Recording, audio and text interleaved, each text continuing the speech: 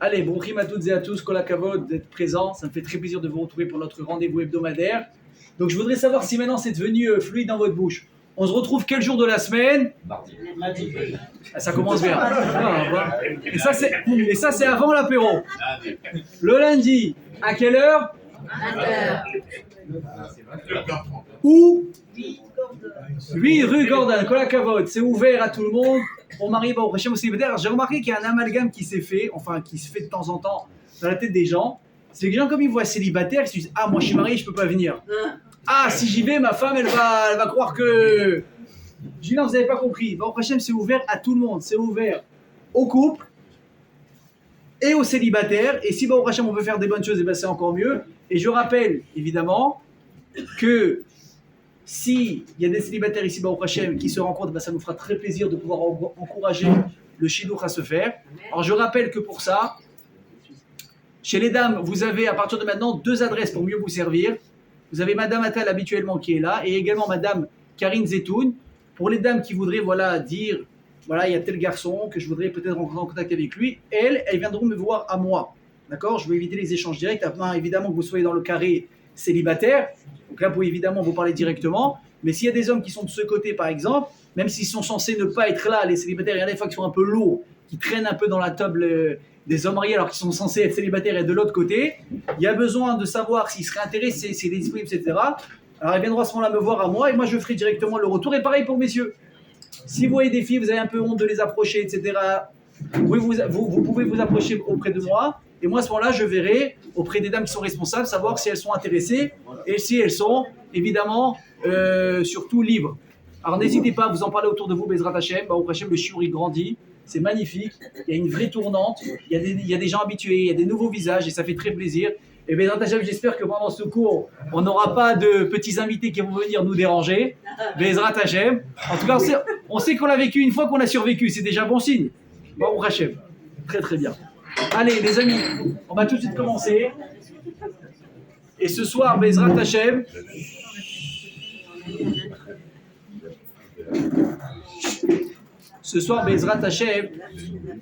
mesdames, je peux commencer? D'accord. Ce soir, Bezrat Hashem, on va parler d'un thème qui est très intéressant. En tout cas, moi, j'ai jugé intéressant, c'est pour ça que j'ai préparé un cours là-dessus. Ça va être l'humilité. Mais je pense qu'on va essayer de comprendre ensemble c'est quoi vraiment la place juste de l'humilité dans la vie d'une personne. Parce que très souvent, il y a un peu cet amalgame qui se fait et c'est tout le monde comme ça. Je suis prêt à être humble, je suis prêt à être sympa, je suis prêt à ne pas trop prendre de place, mais des fois, j'ai l'impression que je n'existe pas. Des fois, j'ai l'impression peut-être qu'on va peut-être me marcher dessus. Ou peut-être des fois, j'ai l'impression que si je suis humble, alors à ce moment-là, je perds un petit peu de mon aura, de ce que je suis, de ce que je suis capable de faire. Et on va essayer ensemble de comprendre, mais quel est justement le juste milieu et quelle est surtout la bonne approche de cette mida qui est extraordinaire, qui s'appelle l'humilité. Alors, on va commencer par une petite histoire sympathique. Un jour, il y avait un rave, pour le coup, c'est un rave. Bon, Hachem, il était vraiment ce qu'on appelle en hébreu pa'il. Pa'il, ça veut dire. Ça, excuse-moi, ça c'est pour les dames, je t'invite à t'asseoir ici. D'ailleurs, mesdames, je fais un rappel. Si jamais il manque des places derrière, sachez qu'il y a aussi 4 places qui sont là pour les dames. D'accord? Vous le saurez. Un jour, il y avait un rave qui était très pa'il dans sa vie. Maman, il était actif, il s'occupait des gens, une folie, tout le monde l'adorait.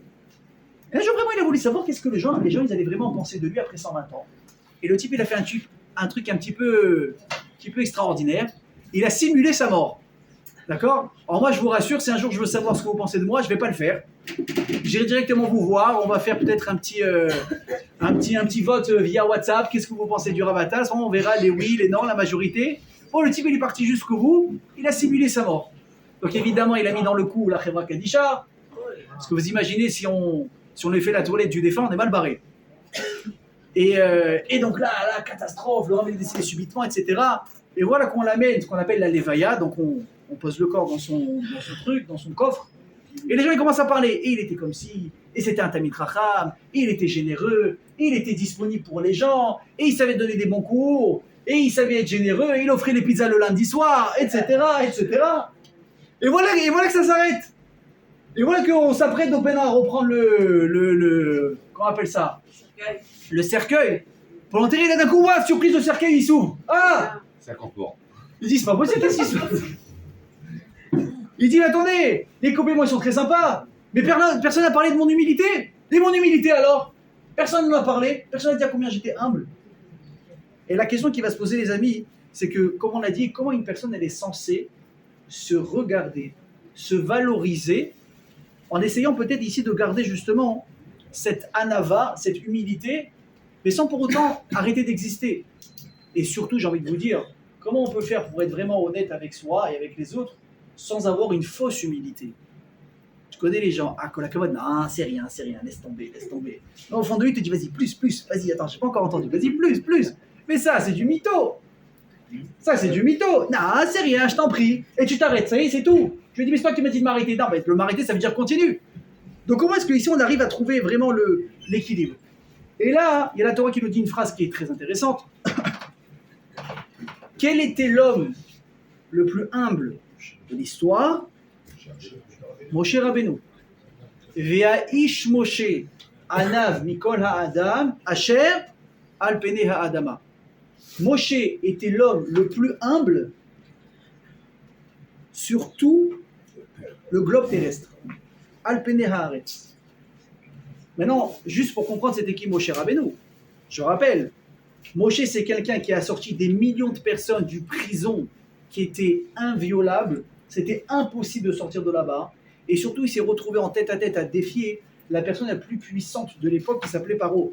Même si c'était un nain, il était très petit, il était quand même très puissant. Il était très fort en magie noire, il avait beaucoup de richesses, il avait beaucoup de pouvoir, il avait beaucoup de gardes, il avait énormément de protection autour de lui. Donc, je vais vous dire quelque chose. Moi, j'ai remarqué dans la vie comment ça se passe. Quand vous ne connaissez pas quelqu'un, que ce soit un rave, un directeur, n'importe qui, vous allez le voir, vous le considérez votre égal. Et vous parlez avec lui, vous avez de l'assurance, et vous parlez, vous le défiez, je suis pas d'accord, tu négocies. Les gars qui sont autour de toi, ils te disent waouh, tu en vois, hein, tu es balèze. Les mecs qui d'habitude, ils sont intimidés par lui. Tu dis pourquoi? C'est un mec comme moi. Mais au fur et à mesure où tu commences un petit peu à connaître la personne, ou bien tu fréquentes des gens qui le connaissent, il y a plein d'idées qui te rentrent dans la tête. Et attention, il est comme ça.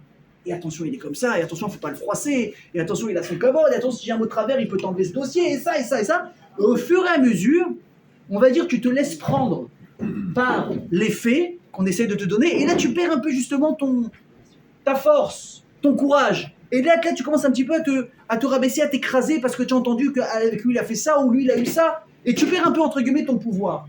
Moshe Rabbeinu qui a affaire à Paro plus d'une fois, une fois, deux fois, trois fois, avec tous les gens qui disent mais comment tu oses, là à un moment donné, faut pas croire.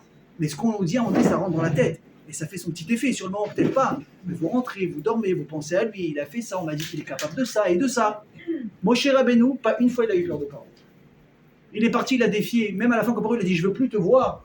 Il a dit t'as raison, on va plus se voir. Parce que la prochaine fois qu'on va se voir, on sera dehors. Jusqu'au bout, il n'a pas eu peur de lui. Moshe Rabbeinu, celui qui a réussi à défier, celui qui personne n'a osé défier. Je me dis que lui, d'un autre côté, c'est quoi? Anav mikol adam asher al pene adama. C'est-à-dire, si je prends le passouk tel, vous prenez, excusez-moi de l'exemple, un clochard qui est sur un carton devant la Tachana Merkazit à Natania, il a rien. Moshe Rabbeinu, il est plus humble que cette personne-là. Vous imaginez de quoi on parle? La question c'est, comment est-ce que c'est possible? Comment est-ce que c'est possible quand tu sais qui représente Moshe Rabbeinu, la figure la plus puissante de l'histoire du Ham Israël? À Mavdil, évidemment. Si aujourd'hui je vous demanderais une référence d'Hollywood dans les films le plus beau gosse dans les dernières années, vous allez me dire qui? Tom Cruise. Brad Pitt. J'en sais rien. Ouais, même les gens ne sont pas d'accord sur les références. Choisissez chacun qui vous préférez.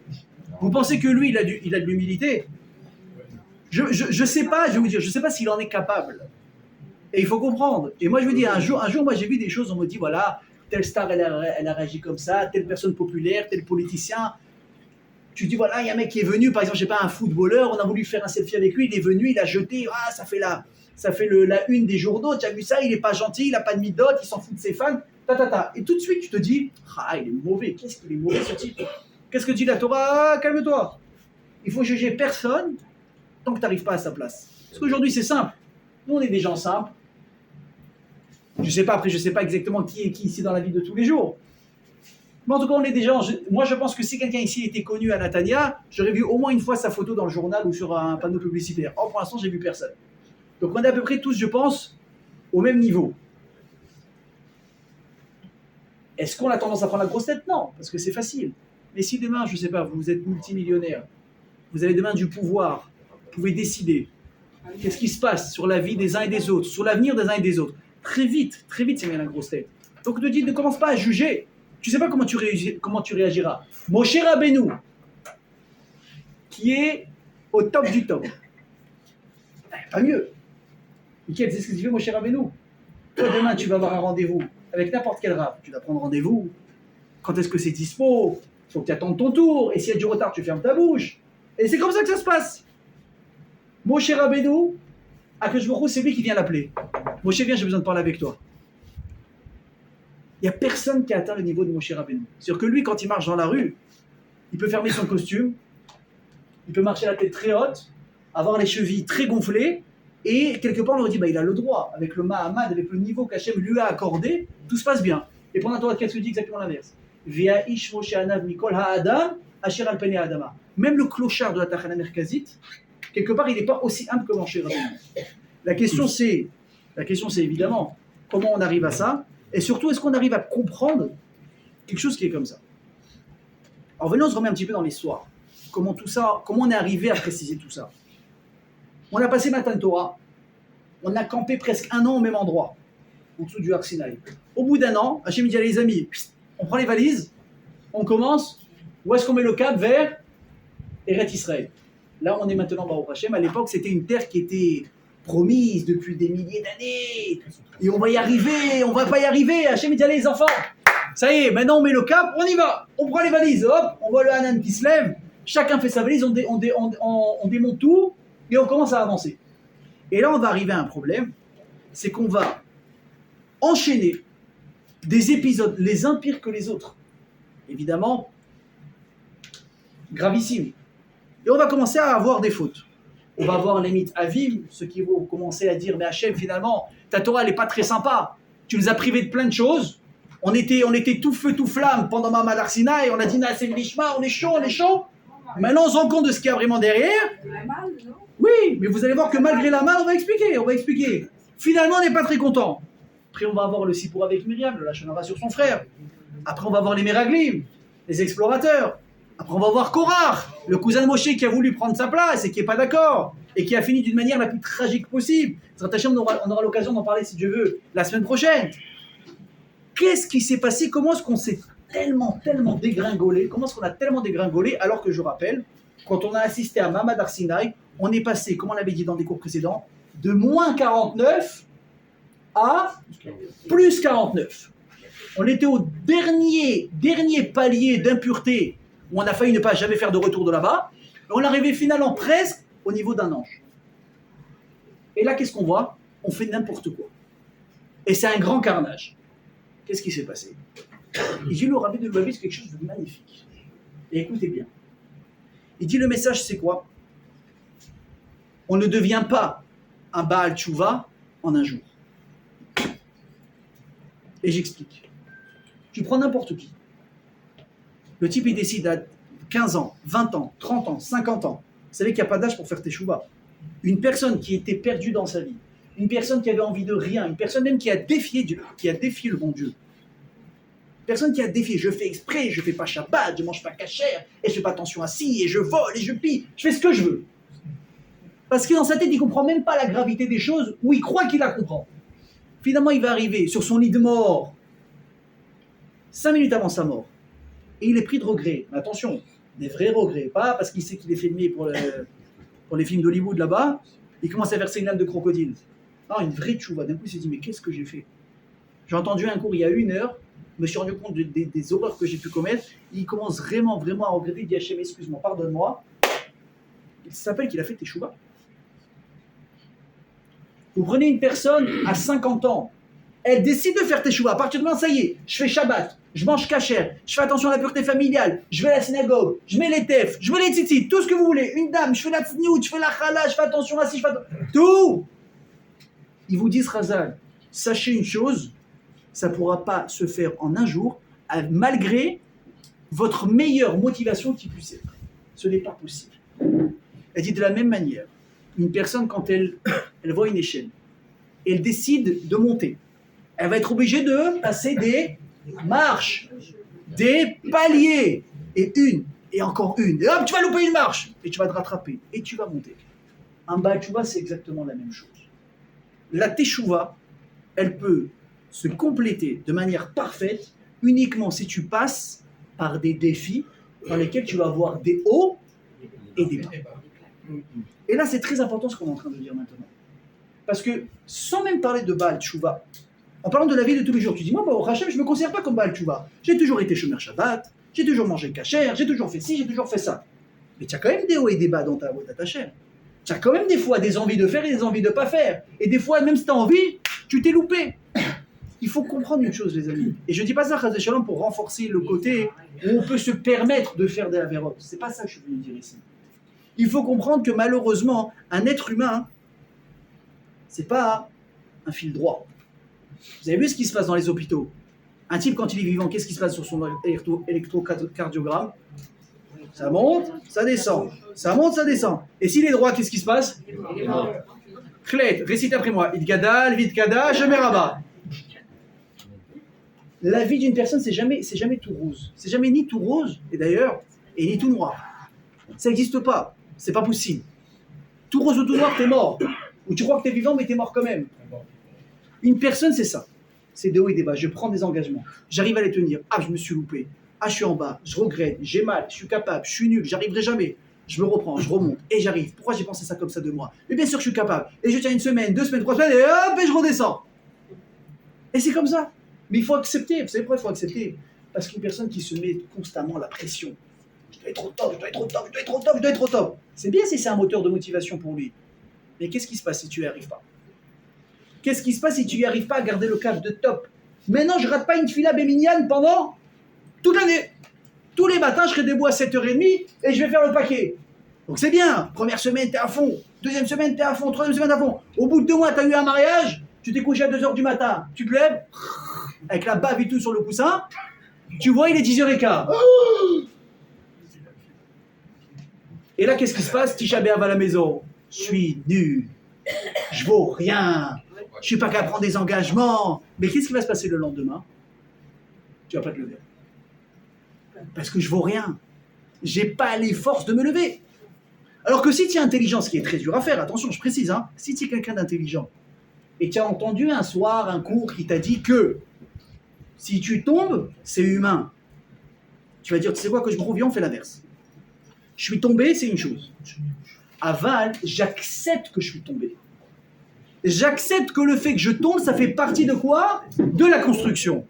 Alors, comme on l'a dit, évidemment, on ne parle pas maintenant d'une personne qui va faire en sorte exprès de tomber ou qui va s'autoriser à tomber parce qu'il dit, bon, de toute façon, ça fait partie de la construction. Non, ça c'est grave, c'est idiot. Parce que tu es parti sur un élan de folie et c'est toi qui t'es mis maintenant les bâtons dans les roues. Mais une personne qui dit, je ne l'ai pas vu venir le coup. Je l'ai pris. Maintenant, il faut que je me relève. Tu sais, sur la bonne route. J'ai dit, le rabbi, c'est exactement la même chose avec un Baal Teshuvah. Un Baal Teshuvah, vous savez, il est tout feu, tout flamme. À partir de maintenant, je fais tout, je fais ci, je fais ça, je ne vais pas m'arrêter, ça va être la folie, ça va éclater. Mais qu'est-ce qui se passe à un moment donné, surtout quand on va trop d'un coup? On se brûle les ailes. On se brûle les ailes et vous verrez tous les rabbinim qui accompagnent des gens qui ont fait Teshuvah, qu'est-ce qu'ils leur disent? Doucement. Doucement. Tu ne fais pas tout d'un coup. Tu ne vas pas essayer de faire le chassid et le tzaddik dans tout, parce que tu ne vas pas tenir la cadence. Même des gens qui baignent des dents depuis petit, ils n'arrivent pas à tenir la cadence et aussi ils ont des hauts et des bas. Comment toi tu veux y arriver? Les Bnei Israël, les bas qu'ils ont eu dans le Midbar, dans le désert, avec des fautes, avec des plaintes, avec des avérotes, avec du lachon hara, avec les explorateurs, évidemment que sur place c'est pas bien, on a dû condamner certaines choses. Mais qu'on le veuille ou pas, ça fait partie de la construction du Ham Israël. Pourquoi? Comment une personne elle peut apprendre dans sa vie? C'est uniquement si elle sait à un moment donné planter. Comme il dit Chazal, En Chacham Ela qui est Ba'al HaNisayon. Il n'y a pas de personne plus intelligente que la personne qui a vécu des épreuves. Une personne qui a eu des épreuves et qui s'est plantée, tu le remets demain devant la même situation, à moins que ce soit un brel certifié, oui. il va réussir à déjouer là, cette fois-ci le piège. Tu prends un enfant, tu lui dis va chercher le bonbon qui est là-bas. D'accord? Maintenant, il n'a pas vu la peau de banane, hop, il glisse, il se ramasse, et il pleure. Le lendemain, tu lui remets le bonbon là-bas.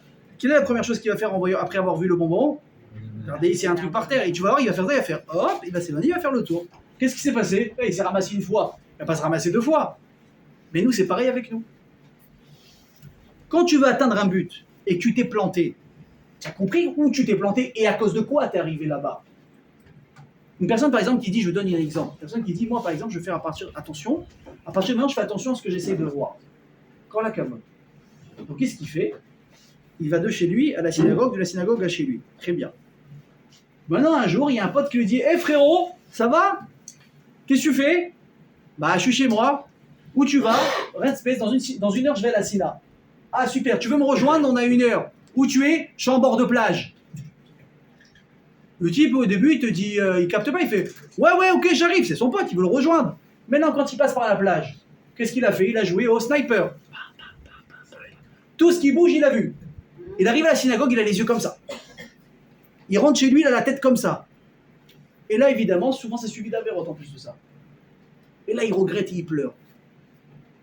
Une semaine après, il s'est repris, il a eu le temps de se reprendre, il a fait teshuva, etc. Son pote, il appelle, il dit frérot, tu es où? Là, qu'est-ce qu'il lui dit? Je suis pas là, je suis en Australie, oublie-moi. Il dit non, je suis à la maison. Et toi? Où je suis? Bord de plage, tu me rejoins? Toi, rejoins-moi à la Sina. Pourquoi? Parce que j'ai compris où je me suis fait avoir la première fois. C'est clair?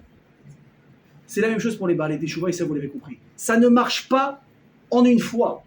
Ça n'existe pas une personne qui peut grandir sans faire face à des nisyonotes, à des épreuves. Il n'y a que comme ça que tu peux grandir. Vous savez pourquoi? Parce qu'une personne qui prend un coup, quand il se relève, il est beaucoup plus fort. Il a compris d'où il va venir le coup. Il va apprendre à l'éviter. Il va apprendre à contrer. Et surtout, il va apprendre à se protéger. Comme on dit quoi? Chacham einav berosho. Ce qui est l'intelligent, c'est celui où ses yeux, entre guillemets, ils sont sur sa tête. Il croit sur sa tête, où il voit déjà ce qui va se passer. Il dit, là-bas, je ne suis pas prêt à tomber une deuxième fois. Mais comment tu sais que là-bas, tu es tombé? Parce que tu es tombé une première fois là-bas. Sinon, tu ne peux pas le savoir. Et ça, c'est quelque chose qu'il faut apprendre et garder à l'esprit pour, entre guillemets, se rassurer, pas quand on a fait une avéra, pour se rassurer que le fait d'être tombé, c'est pas la fin du monde. On est capable maintenant de se relever, et ça, c'est quelque chose qui est clair. D'ailleurs, un jour, il y a quelqu'un qui est parti voir le rabbi de Lubavitch, écoutez l'histoire. Il lui a dit, Rav, j'ai un grand dilemme. Je suis fou amoureux d'une femme. Mazal tov, c'est magnifique. C'est comme ça que ça doit se passer. Aujourd'hui, vous savez, avec ce qui se passe dans les tendances, on a un petit peu perdu le nord. C'est bien, c'est des femmes qu'il faut tomber amoureux, de personne d'autre. Et mesdames, il faut tomber aussi amoureux des hommes. C'est très bien, c'est comme ça que la nature elle est faite. Et puis c'est super. Ma baya dit, il y a un problème. C'est quoi? Elle est non juive. Je lui dis, mais attendez, je suis fou amoureux d'elle. Je suis comme un fou. Je la vois, il n'y a pas plus beau. Je parle avec elle, elle me finit mes phrases. Je rentre à la maison, elle m'a fait les petits plats que ma mère elle fait, alors qu'elle-même elle ne sait même pas une juive. Vous imaginez? Et chez Trahi, une folie ou pas? Et j'ai en plus de ça, maintenant j'hésite à la demander en mariage. C'est la femme de ma vie. Il dit, mais au fond de moi, je sais que quoi? C'est pas compatible, c'est pas une juive. Comment je fais? Qu'est-ce qu'il lui a répondu, leur ami? Ça, ce que nous, on aurait répondu. Qu'est-ce qu'il a dit, le rabbi? Bah non. Vous avez une épreuve, c'est pour monter. C'est une épreuve pour monter. Écoutez bien, il lui a dit, je suis jaloux de toi. Alors moi, j'ai vu ça, j'ai dit, il est beau, le rabbin. Je suis jaloux de toi, pourquoi? Virgule, on passe à la ligne. Je suis jaloux de toi sur le salaire que tu vas recevoir si tu passes cette épreuve. Et moi, je vais raconter une histoire qui est arrivée dans notre famille, Baruch Hashem, avec mon papa, chez Ibadel Chaim Tovim.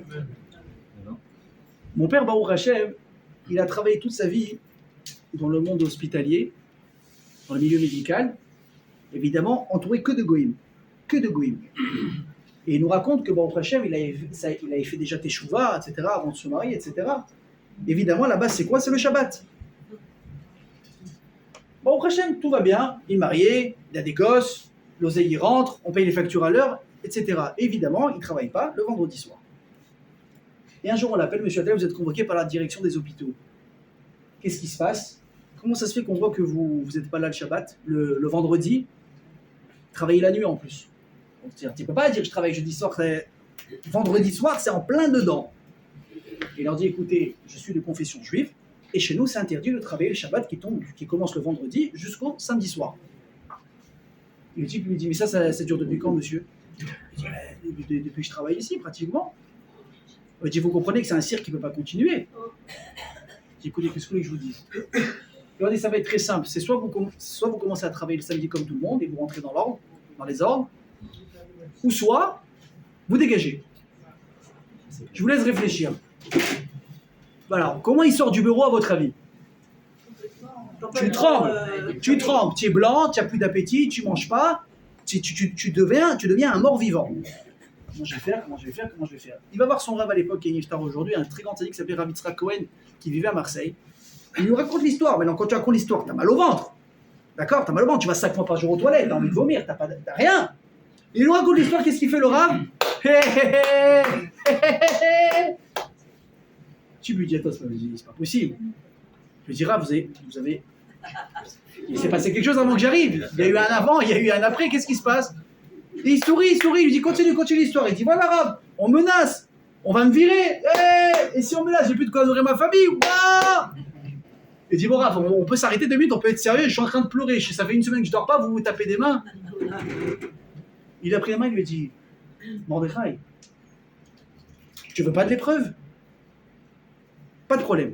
Laisse-moi, moi je prends ton épreuve. Elle est belle l'histoire. Tu dis, moi j'aurais dit quoi? Tapis. Tout de suite, prends, banco. Il dit, mais il y a une condition. Tu sais la petite étoile dans le contrat en bas qu'il faut lire en petit. Je lui dis quoi?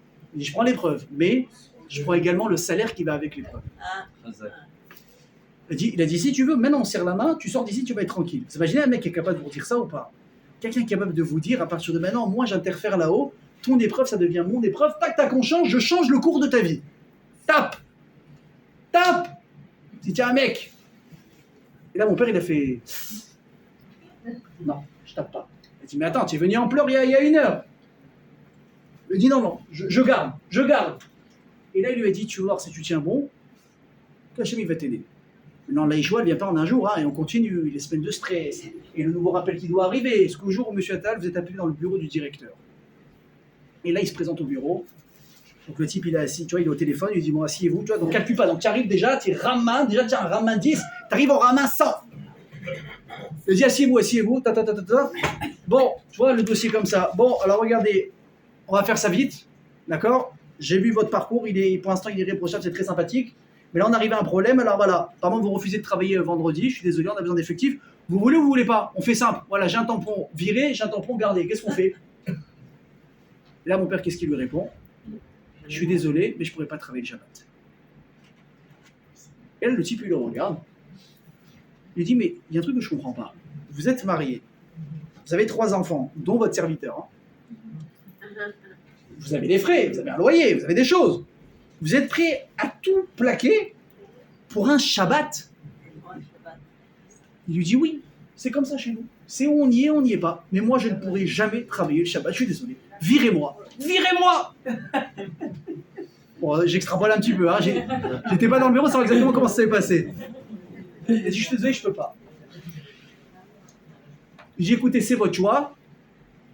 Partez. Il se lève. Il va pour sortir, je suis viré, c'est terminé, j'ai plus de solde à la fin du mois. Il a dit, il a mis la main sur la poignée. Et d'un coup, il entend derrière, attendez, vous êtes vraiment capable de vous faire virer pour un Shabbat? Il a dit oui, c'est vraiment quelque chose qui me tient à cœur. Et croyez-moi que c'est pas pour autant que je rate. Je complète ici, je complète là, je remplace des jours de l'an, je remplace des causes fériés, etc. Eh bien, appelez ça comme vous voulez. Il le regarde dans les yeux. Il décroche son téléphone. Monsieur Attal ne travaillera pas le vendredi. Et l'histoire est classée. C'est arrivé à ma soeur, à la mairie de Paris. C'est pas incroyable. C'est pas incroyable. Maintenant, aujourd'hui, demandez à mon père d'aller travailler Shabbat. Qu'est-ce qu'il va vous dire? Mais tu es un malade mental. Ça n'existe pas. Mais comment peut-être aujourd'hui il est arrivé à cet amour du Shabbat Comment peut-être il a réussi à nous transmettre à nous l'amour du Shabbat? C'est parce qu'il a été mis à l'épreuve. Quelqu'un a pris un marteau, il a tapé dessus. Et d'ailleurs, j'ai oublié de vous dire, qu'est-ce qu'il lui a dit le Rav? Quand tu lui as dit, mais c'est une épreuve. Il a dit, ah ouais, Rav, il y a épreuve, ça va. On peut me lâcher la grappe à un moment donné, l'épreuve, pas l'épreuve. Il lui a dit, tu as fait tes chouvas, quand la cavode, c'est magnifique. Il dit, mais maintenant, Bachanaïm, on veut voir une chose. Est-ce que la pâte qui est blanche, on veut taper dessus pour vérifier quoi? Est-ce que c'est de la farine ou est-ce que c'est vrai? Personne qui fait tes choix, c'est bien, elle a pris des choses sur elle, elle va à fond, à fond, à fond. Mais dès qu'on tape un petit peu, on te fait peur, on te menace, on va t'enlever ça, on te truc. Est-ce que tu tiens bon ou est-ce que tu te défiles? Il dit, c'est comme ça. Hachem, il veut mettre à l'épreuve les gens, entre guillemets, pour s'assurer que lui, tu lui m'étonnes pas, même si lui, il sait au fond de lui qui tu es. Écoutez bien ce que je vous dis. Il veut que toi, tu te rends compte de qui tu es. Et croyez-moi qu'une personne, quand elle sort d'une épreuve pareille, il sait une chose. Moi, je suis un mec qui est chômeur Shabbat. Moi, tu peux, dans 1 million, je ne les prendrai pas parce que je suis chômeur Shabbat. Qu'est-ce qu'ils disent les bénis Israël quand je vais au roux? On en a marre de ta Torah. On en a marre de tes mitzvot. Ça nous prend la tête la manne. Pourquoi ça nous prend la tête la manne? Parce qu'on a besoin de voir ce qu'on mange. C'est sympa. Tu prends un truc, un bout de carton, tu dis ferme les yeux, c'est un steak. C'est un steak. Mais j'ouvre, je vois un carton. Ferme les yeux, c'est quoi? C'est une pizza 4 fromages extraordinaire. Moitié flamme, moitié sauce tomate. Je dis ça, je dis rien, c'est ma pizza préférée. Mais qu'est-ce que tu vois? Tu vois un bout de carton. Ils disent, on en a marre. Et qu'est-ce qu'ils disent? Zacharno et Adaga, et Avatirim, on se rappelle des poissons, des pastèques qu'on mangeait en Égypte. Tout le monde dit la chose suivante. Mais tu te rappelles de quoi? Tu as bouffé des coups en Égypte. Tu étais un esclave, tu te rappelles du poisson qu'on t'a donné. Mais quel poisson on t'a donné? Et j'ai entendu un pérouge super. Vous savez, c'est quoi Avatiar? C'est quoi Avatiar en français? Pastèque. J'ai entendu un chidouche cette semaine, encore plus sucré que la pastèque. Il dit c'est quoi le mot avatiar? C'est milachon de quel mot? Batouar, qui veut dire certitude. C'est le hachir. Ils ont dit d'Israël que on a un problème. C'est qu'en Égypte on a mangé des coups, on a mangé la mort, on a mangé le pire qui existe. Mais on avait une chose, c'était quoi? On savait qu'à la fin de la journée on allait avoir une ration de pain. On avait une certitude. Et là qu'est-ce qu'il fait Hachem? J'ai enlevé toutes les certitudes qui existent. Tu dis à partir de maintenant, il n'y a plus. Vous dépendez que de qui? De moi. Et c'est, entre guillemets, selon mon bon vouloir à moi, vous allez manger ou pas tous les jours. Un jour, on a parlé de ça. Je ne sais pas si avec vous, avec les garçons, on a dit que la difficulté de quand même dire que je vais au trou, je finis ma journée, j'ai plus rien dans le placard, j'ai plus rien dans le frigo, il n'y a rien. Imaginez, vous ouvrez le frigo, il est 2h du matin, rien. Ça, peut-être, ça arrive, vous savez, entre le passage de avant Pessah et Pessah, on sort tout. Là, déjà, tu sais, tu as le réveil, je dis, oh! Mais imaginez que c'est comme ça à l'année. Alors, c'est pratique, il n'y a pas les cloches de Pessah à faire d'un côté. Mais quand tu sais que tu as 5 gosses à nourrir et tu as les invités qui arrivent, oh non, une femme juive, Dieu bénisse, elle a son frigo qui est plein. Elle ouvre, qu'est-ce qu'elle dit? Maman, qu'est-ce que je fais? J'ai rien pour leur faire à manger. J'ai rien. Et l'autre, le pauvre, il est à côté, il est en train de tuer, ça fait déjà 4000 shekels à Oshera des Arabi Lévi. Il dit, mais tu n'as pas fait de course. Le mec, il est encore en train de boiter avec les courses. Je dis, chérie, tu vois qu'il n'exagère pas. Il dit, jamais que j'exagère. Et ça commence. Il dit quoi quand je me roule? Il dit, vous vous rendez compte? Je vous ai demandé d'arrêter de croire en quelque chose à part moi. Et bien, ils ont dit, on ne peut pas. On se rappelle de la Avatirim, cette certitude qu'on avait, qui était dans nos mains. On savait qu'on avait quelque chose de physique. Et là, on n'a plus rien. Et là, on a peur. Mais il y a un Pérouge qui va beaucoup plus loin. Et celui-là, il est terrible. Il dit, qu'est-ce qu'ils ont dit? C'était quoi la plainte des Israël? Je me rends, on en a marre.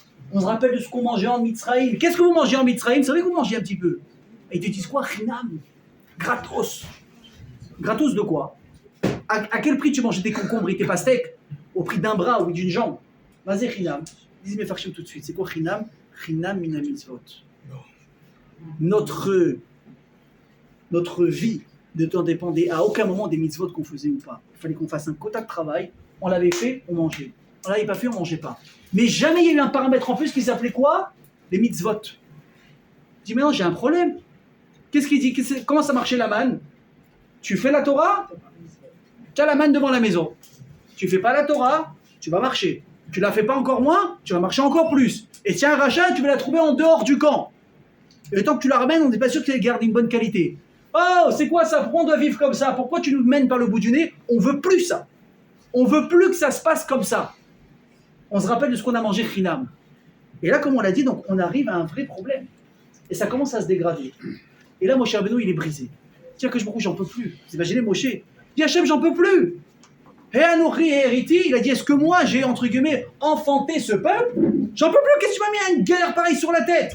Prends-les, ou bien tu me tues, tu fais ce que tu veux. Vous imaginez ou pas? Et Hachem, il voit qu'il est en train de craquer, il lui dit tu sais quoi, viens. Toi, assis-toi, prends une cigarette, ça va bien se passer. Il a dit on va faire en sorte maintenant, on va nommer 70 personnes qui vont t'aider. 70 Névi'im. Et avec eux, tu vas réussir à diriger le Ham Israël. Et là, on arrive au point du shiur qui nous intéresse. Parmi ceux qui ont été choisis, il y a eu 2 Névi'im qui s'appelaient Eldad et Medad. Et là, il y a Myriam qui va se permettre de déraper un petit peu et qui va faire du Lachon Hara sur son frère, son petit frère chéri qu'elle a sauvé. Et elle dit quoi? En gros, pour qui il se prend? Pour qui il se prend Moshe? Pour qui il se prend de quoi? Du fait qu'il ait quitté sa femme. Pourquoi il a quitté sa femme Moshe Rabbeinu? Du fait qu'il était tout le temps en relation avec la Shrina, avec Akadosh Baruch Hu, il ne pouvait pas se permettre d'arriver à un moment où il était impur, du fait peut-être qu'il a eu un rapport avec sa femme. Donc il a dû se séparer de ça pour toujours être pur. Et qu'est-ce que dit Myriam? Mais pour qui il se prend Moshe? Pourquoi il a quitté sa femme? Et nous, moi et Aaron, on n'est pas des Lévi'im, on n'est pas des prophètes comme lui, comme tous ceux qui ont été nommés ici maintenant, mais pourtant on a une vie de famille, pourtant on a une vie de couple, pourtant on a des gosses. Pour qui Moshe se prend pour passer quelque part à un niveau au-dessus? Et ça n'a pas fait plaisir à Hachem. Il y a marqué quoi? Et là-dessus il y a marqué Ve'aish Moshe Adav Mikola Adam Asherat Pene Adama. Moshe, c'était l'homme le plus humble de l'histoire. Il n'a pas répondu. Il y en a qui disent bon, il n'a pas entendu, il n'était pas là, mais ça lui était répété, il a gardé le silence. Il y en a qui disent pas du tout. Moshe, il était présent au moment où Myriam a parlé. Il était présent, il a entendu. Et pourtant, qu'est-ce qu'il a fait? Qu'est-ce qui a répondu à sa place? Dieu. Hachem, il a répondu à la place de Moshe. Qu'est-ce qu'il a fait?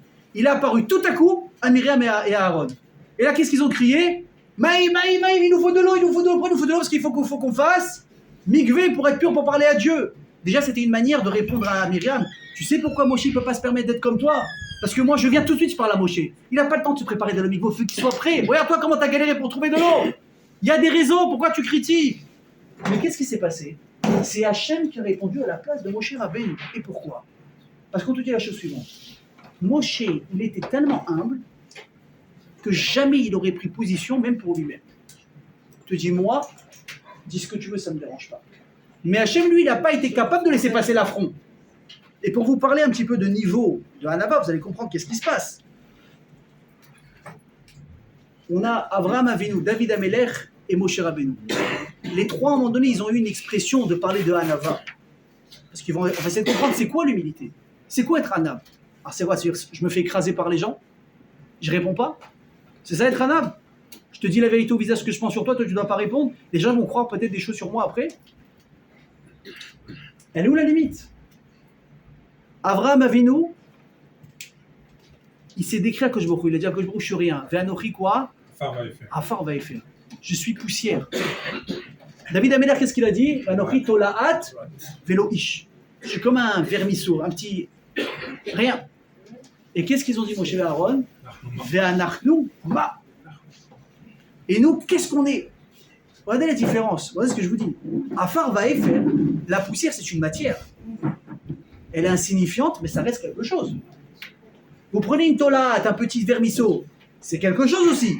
Mais le fait de dire à quelqu'un, mais moi je suis quoi? Vous entendez ce que je vous dis ou pas? Même la poussière, je ne vaux pas de la poussière. Même la poussière, elle vaut plus que moi. Vous savez, à chaque fois, je me rappelle de cette histoire avec le baron de Rothschild. Je vous dis, à chaque fois que je me rappelle, elle me rend fou. Je suis sûr que vous la connaissez, cette histoire. On raconte sur le baron de Rothschild, avec toutes ces affaires qu'il avait à gérer, sa famille, ses biens, ce que vous voulez. Il y avait 1 heure dans la journée où il s'enfermait dans son bureau et il demandait à n'être dérangé sous aucun prétexte. Mais attention, quand le directeur lui demande quelque chose et il menace, il y a personne qui ose déranger. Tu peux voir le président sur la ligne, monsieur, je suis désolé, je ne joue pas ma place. Monsieur ne veut pas être dérangé. Non, mais c'est le président, non, mais je ne peux pas. C'était très clair la consigne. Et ça a duré ce cirque pendant un très long moment. Il y a toujours quelqu'un qui n'a pas tenu. Comment on dit, à un moment donné, on s'habitue. Il dit, c'est pas possible. Mais qu'est-ce qu'il fait? Il s'est de regarder par le trou de la serrure, mais il ne voit rien. Pas possible. Qu'est-ce qu'il fait? Il fait des affaires, il a un coffre-fort secret qu'on ne connaît pas. Qu'est-ce qu'il fait? Et un jour, il a décidé de rentrer dans le bureau. Et la surprise, il rentre dans le bureau, il voit personne. C'est pas possible, il est où? Il est passé par la fenêtre, il a une trappe, il a un passage secret, il y a un cadre, il y a un truc. Personne. Et là, qu'est-ce qu'il voit sur le côté? Un cercueil. Par terre. Je dis, beau, qu'est-ce qu'il fait ce fou là? C'est moi, et quand tu es quelqu'un dans la boîte, qu'est-ce qui se passe? Je dis, ok, tu rentres dans le bureau, tu vas dans le bureau de ton boss, un cercueil. Point d'interrogation, c'est pour qui? Et là, au bout de 10 minutes, comme tout à l'heure, on voit le cercueil s'ouvrir. Voilà. Ah, le type, il est où? Mais qui il voit? Le baron de Rothschild qui sort. Ah, il s'attrape, il a des vertiges, il est pas bien. Lui aussi demande de l'eau, mais pas pour les mêmes raisons. Il a peu. Et là, le type le voit, il lui dit, qu'est-ce que tu fais ici, toi? Excusez-moi, pardon, je me suis laissé, mais j'étais trop curieux, mais là, j'ai peur, mais il fait peur, je ne peux plus recommencer de ma vie. Bon, le type s'est remis de ses émotions. Il dit, je vous en supplie. Si déjà, de toute façon, je suis foutu, autant aller jusqu'au bout. Il dit, mais s'il vous plaît, dites-moi, qu'est-ce que vous faites? Qu'est-ce que vous faites dans un cercueil? Le baron de Rothschild dans un cercueil au milieu de la journée? Il y a un problème. Si ça se sait dans les nouvelles, vous êtes foutus. Vous êtes enterré vivant, au sens propre du terme. Je dis, je vais te dire la vérité. J'ai tellement réussi dans ma vie. J'ai de l'argent, j'ai du pouvoir. Et que celui qui a du pouvoir, ça vaut mieux que l'argent. Celui qui a du pouvoir, il peut faire ce qu'il veut à n'importe qui. Imaginez la fortune qu'ils avaient déjà à l'époque. Il a dit, j'ai tout dans ma vie. Il dit, mais je suis quelqu'un qui essaye de garder la tête sur les épaules. Mais j'ai du mal. Qu'est-ce que je fais? 1 heure par jour, tous les jours. J'ouvre un cercueil et je me mets dedans. Et je le ferme. Et je reste comme ça pendant 1 heure. Et je me rappelle que tout ce que j'ai, de un, ça peut s'arrêter à n'importe quel moment. Et surtout, qu'on va tous arriver au même endroit à la fin et je ne vais rien emporter avec moi. Moi, je peux dire à chaque fois que je vais, dans une levaya, dans un enterrement, et je vois la personne que j'ai connue de près ou de loin, qui était comme moi, debout, vivant, actif, père de famille, chef de société, tout. Le type d'un coup, il ne bouge plus.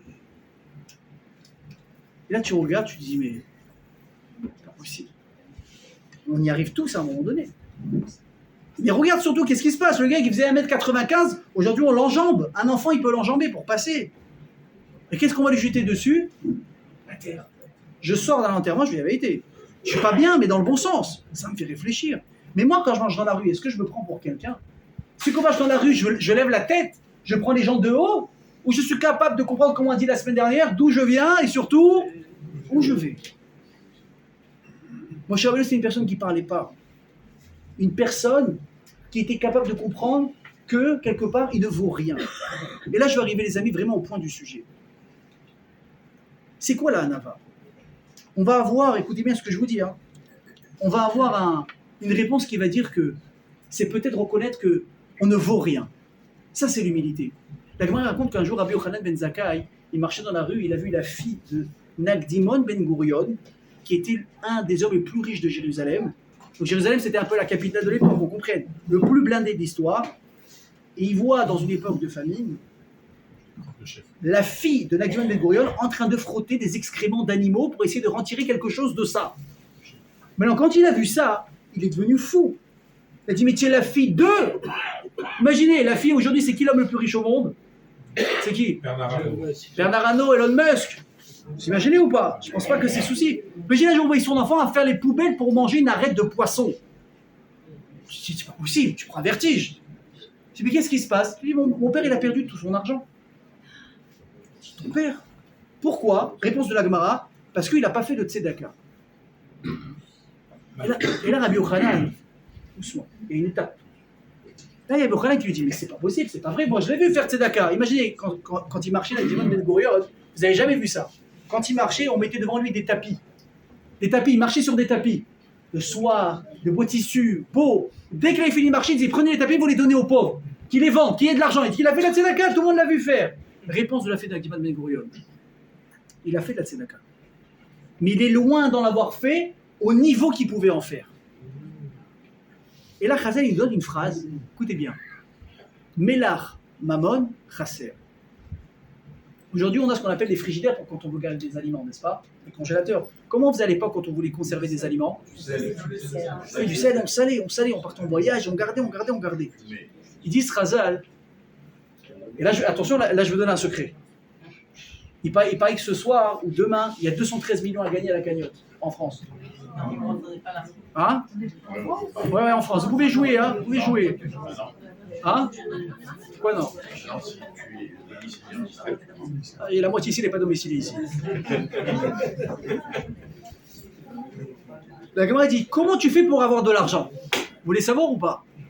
Comment vous voulez pouvoir gagner de l'argent? C'est pas forcément vous levant à 7h du matin et travaillant pendant 18 heures par jour.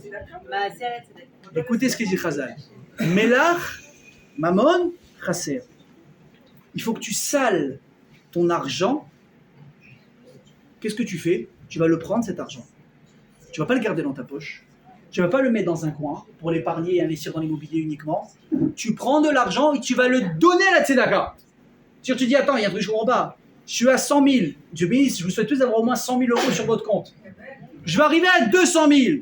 La dernière des choses que je vais faire, c'est que je vais pas les sortir de mon compte. Je vais tomber à 50. Je dis non.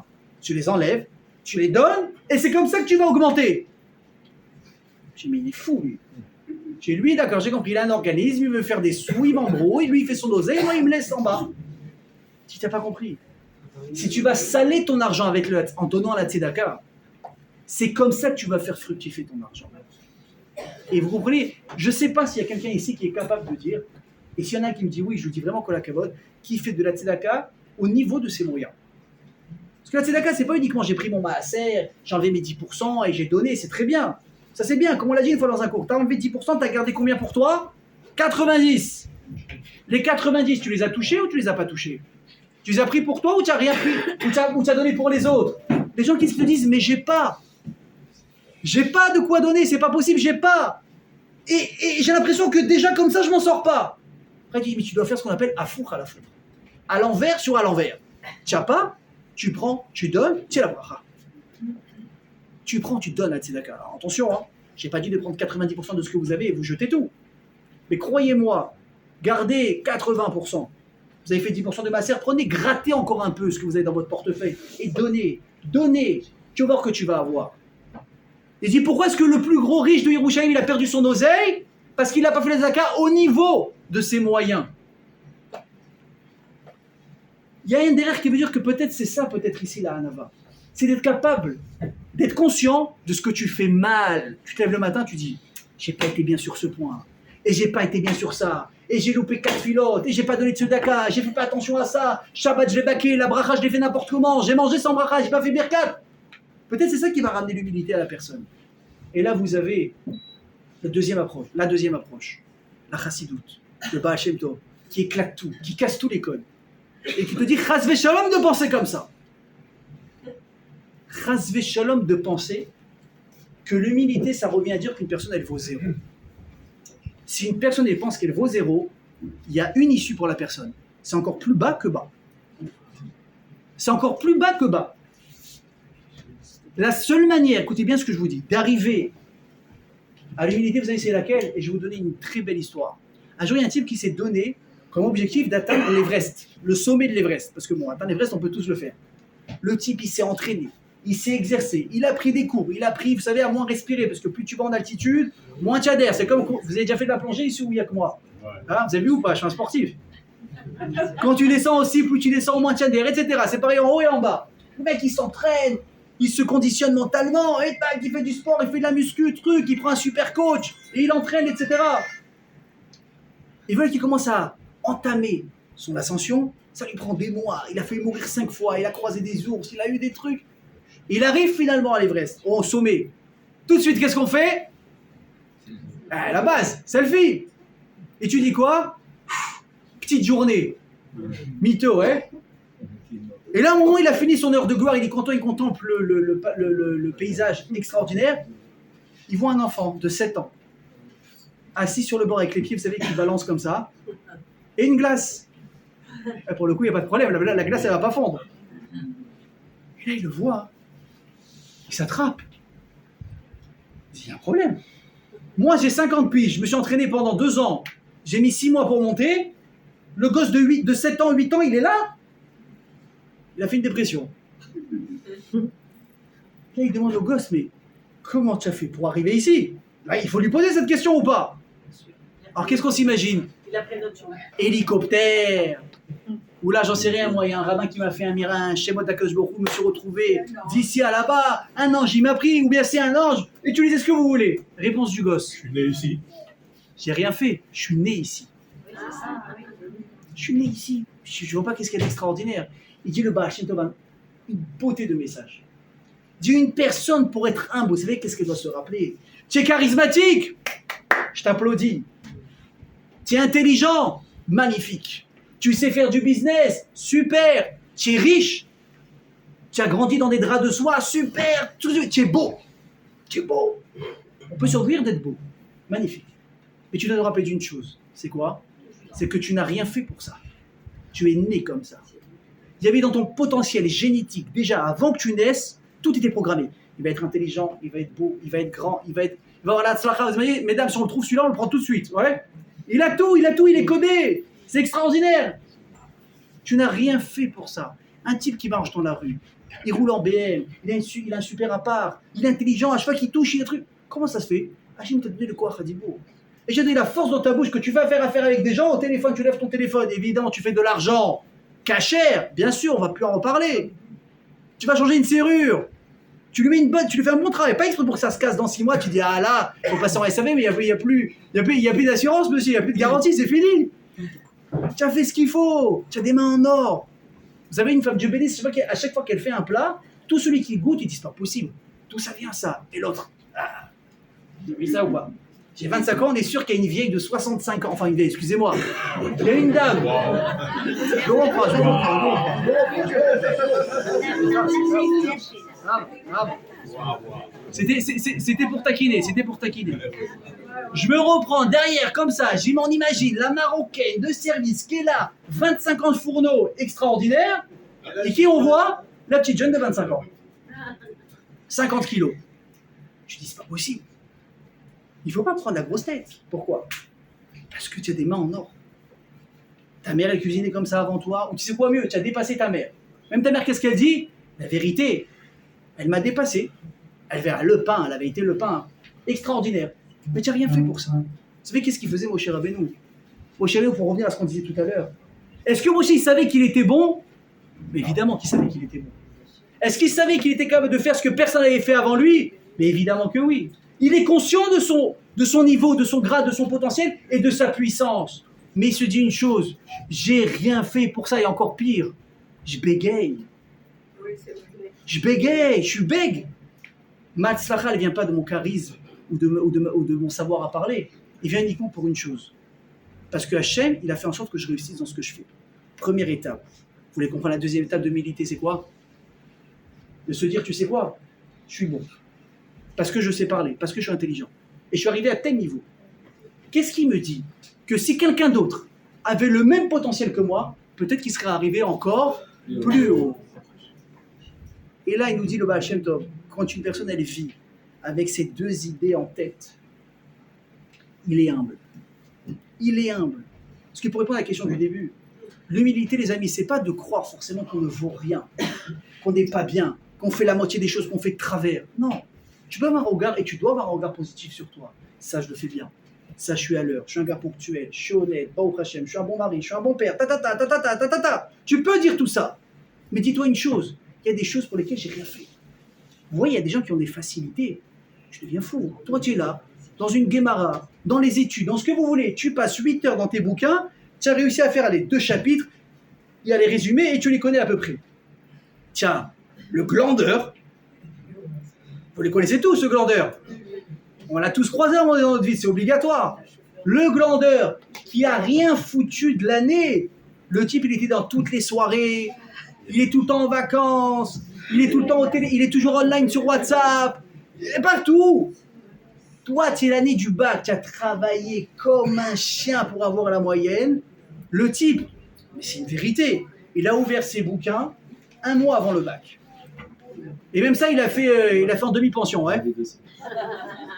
Le type, il sort, il a 15. Ou vous savez quoi? Il a passé, il a eu le bac, il a eu 11, il a eu la moyenne, 10.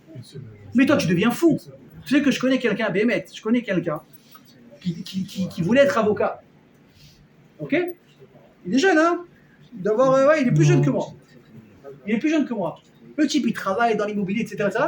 Le concours, si je ne me trompe pas, de droit en Israël, là, le dernier, c'était en février. Et après, il y avait un autre mois de mai. Le type, en janvier, il a décidé qu'il passait le concours du barreau. Un mois, combien de temps on travaille pour ça? Minimum 2-3 ans, minimum. Le type, un mois avant, oui, évidemment, il avait des notions, mais jamais il s'est posé avec des bouquins vraiment. Il a dit, je vais passer mon examen au barreau. Non, son père, il me dit ça en rigolant. Il dit, mais c'est un fou. Je dis, mais pourquoi il fait ça? Oh, il avait un avantage. Il s'en foutait des défaites. Il a dit, bon, je l'essaye, au pire, je l'aurai au mois de mai. Donc le mec, il est sûr qu'au mois de mai, en tout cas, il a. Il dit, mais je le passe. Les amis, février, il a eu son barreau. Mais moi, ce type, j'ai envie de le voir, limite, j'ai envie de lui mettre une baffe. Parce que moi, pour avoir mon barreau, il faut que je mette au moins un bossé pendant 2 ans. Qu'est-ce qu'il a fait? Il est doué. Il se rappelle. Il a une mémoire photographique. Il a réussi. Est-ce que je me prends la grosse tête? Je dois me sentir nul, j'ai rien fait pour ça. Et je vais te dire mieux que ça. La guide que tu as travaillé, t'as pas de facilité. T'as pas de facilité. À chaque fois que tu as voulu quelque chose dans ta vie, tu as dû te battre pour l'avoir, pour monter ta boîte, pour te marier, pour avoir des enfants, pour avoir ton argent, pour trouver un mari. Tu as dû te battre pour tout. Peut-être que là, tu peux tirer un petit peu. Tu peux tirer un petit peu d'orgueil. Peut-être qu'on aurait le droit. Si je te dis, mais qui te dit que quelqu'un avec le même potentiel que tu as, qui a fait autant d'efforts, peut-être qu'il s'est arrivé peut-être 10 points au-dessus des tiens.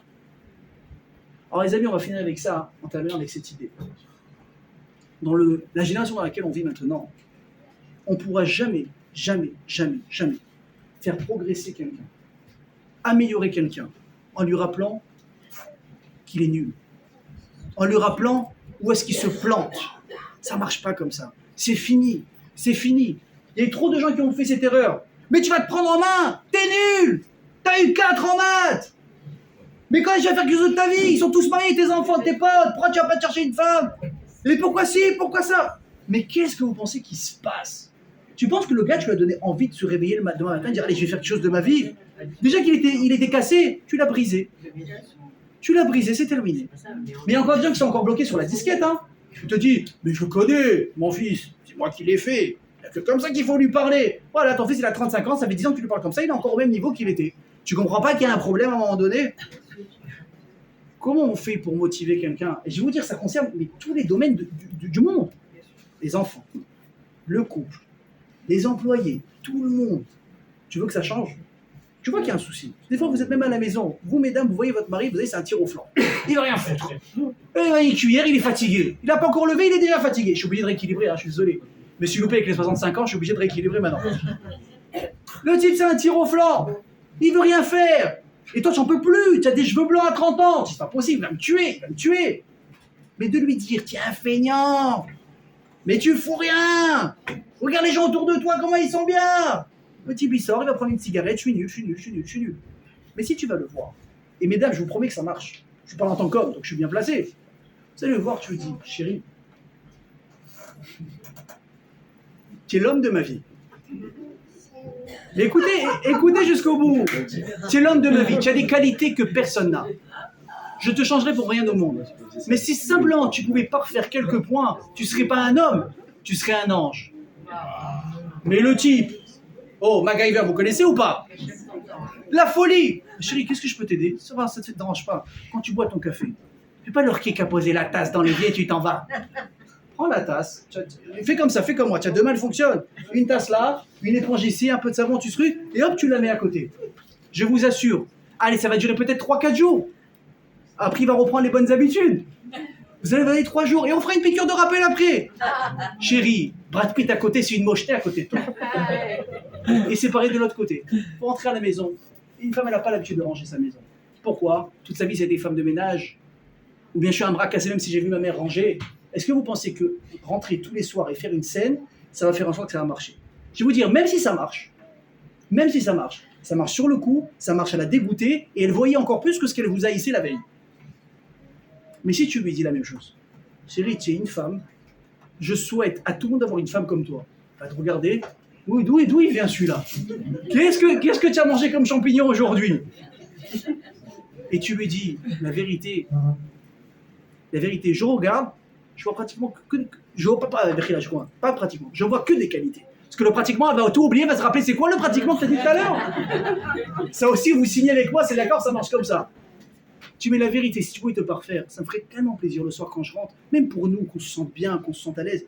Range 2-3 trucs, tu vois, les couettes sur le fauteuil, tac, tac, tu plies. Les assiettes, au lieu d'attendre ça maintenant, tu vois, la tour Eiffel. Si on peut maintenant, non, mais je vais faire comme les Jeux Olympiques à Paris, je vais accrocher le signe, tu sais ou pas? Ça te dérange pas, même si tu vas à la rigueur, vous n'allez pas vous fouler, hein, je t'aide un peu, on le fait ensemble. Tu l'aides, mais tu as fait passer un message d'amour, mais ça va marcher. Parce que qu'est-ce que tu as fait? Tu as relevé la personne. Tu lui as rappelé où est-ce qu'elle était forte, où est-ce qu'elle était excellente, avant de lui dire où est-ce qu'elle excellait pas du tout. Et c'est pareil pour les enfants. Tu as un break, tu as eu 4 en maths, mais tu vas te reprendre. Le type, il va aller à l'école le matin. Le garçon, je suis un break en maths, je comprends pas. Le type, le prof, il va faire une leçon simple de maths. Le gosse, il va pas comprendre. Parce que vous lui avez inséré dans la tête, tu es un... Mais si tu lui dis, mon fils, tu n'es pas plus bête qu'un autre. Tu es même plus intelligent que la moyenne. Il y a connerie un truc que tu n'as pas compris dans l'exercice. Mais si tu te concentres et tu notes, tu comprends pas, lève la main, tu viens, tu truc, tu mets rempli dans la tête, tu es capable. Mais il va croire en lui. Une personne, écoutez bien ce que je vous dis, une personne qui croit en elle, c'est une personne inarrêtable. Alors je vous demande une chose, ne soyez pas les freins des personnes qui sont autour de vous. Et encore plus important, ne soyez pas les freins de vous-même. S'il n'y a personne pour vous encourager, alors c'est pas grave. Encouragez-vous à vous-même. Et vous verrez que Bezrat Hashem, ça va payer. Chazak à tous.